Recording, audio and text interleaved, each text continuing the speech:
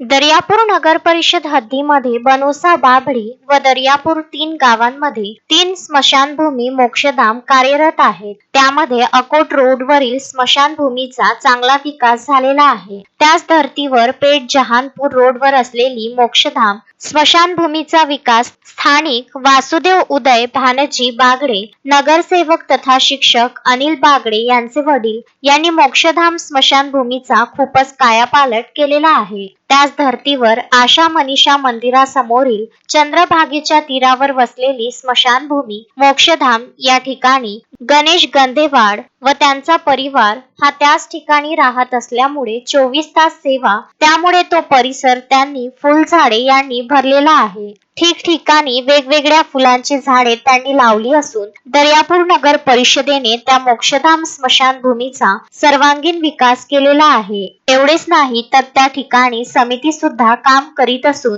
त्या समितीचे देविदास काळे व प्रकाश कुटाफडे हे स्वतः दरवर्षी दिवाळी साजरी करतात. स्मशानभूमी दिवाळी निमित्त सजविल्या जाते, रांगोळ्या काढल्या जातात, सर्वत्र दिवे लावल्या जातात. जणू काही दिवाळी ही घरी ज्या पद्धतीने साजरी केल्या जाते तीच पद्धत स्मशानभूमीत दिसून येते. या प्रसंगी प्रकाश कुटाफडे, देविदास काळे, रोहिणी फाउंडेशनचे अध्यक्ष किशोर ठाकूर, उपाध्यक्ष संतोष मिसाळ, खजिनदार दत्ता कुंभारकर, मार्गदर्शक गजानन देशमुख आदी उपस्थित होते.